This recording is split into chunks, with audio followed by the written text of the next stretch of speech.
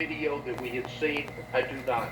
But I understand when he is walking down the street with his hands up, he appears to be somewhat harmless, even though he has in his hands the automatic weapon. So he looked at the point at that moment as if he was walking away, my hands are up, I'm not doing anything. But the people that were screaming were past him, behind him. So the police on the left did not communicate at that moment with the people on the right who were screaming, hey man, he shot someone. This kid is exactly where he needs to be, treated as an adult, incarcerated, and that's what he needs to be.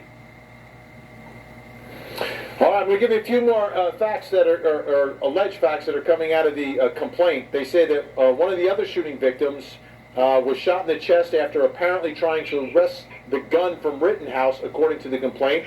And then another shooting victim appeared to be holding a gun, was shot in the left arm after approaching Rittenhouse. Okay, so let's put that into the mix. Eklund Mercy, is there a strong argument, weak argument for self-defense here, based upon what we know now? Rittenhouse, he wasn't even supposed to be there, or with the gun, or with the AR-15. He was seen talking to law enforcement before all of this happened, and not one person checked his ID.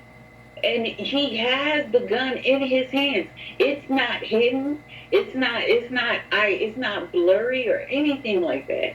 And he was allowed to be on the streets.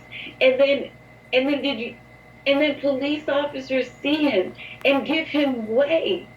The first truck, the second truck, he has the weapon. And you have people who were unarmed and they get shot off. They get shot up with all these hypotheticals, and here he has the gun. It still has the smoke. It just got fired.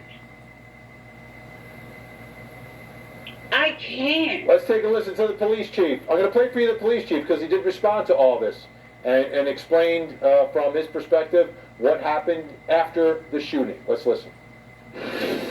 There are a lot of people in the area, a lot of people with weapons, and unfortunately, a lot of gunfire. They see somebody walking toward them with his hands up.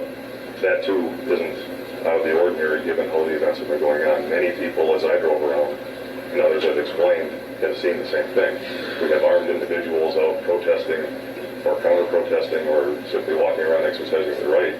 He continued to make contact near the officer's door. And you can hear on the recording I heard that the officers are telling him to get out of the way. Clearly they're not seeing him as a suspect or a threat of any kind. He's allowed to leave where he goes to Antioch and turns himself in.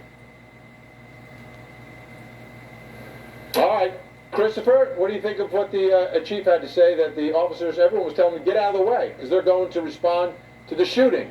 The problem is that the shooter is walking past them.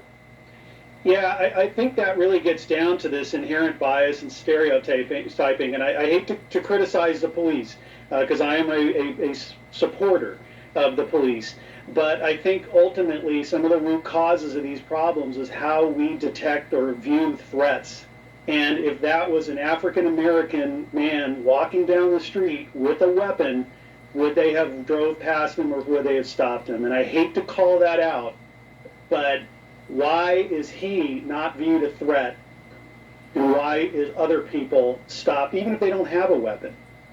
So I just found it remarkable, and I understand it's chaotic, there's a lot going on, but even just for officer safety standpoint, to drive past somebody who has a long rifle, that puts all of those officers who are now, have their backs to him at risk. So even if he was not a threat, they shouldn't have allowed him to be behind them. That just placed them at risk. So I have a lot of trouble with it. All right, folks, we've got a lot more to talk about tonight. It's been a tough week, a really tough week. Baby Evelyn, a beautiful little girl.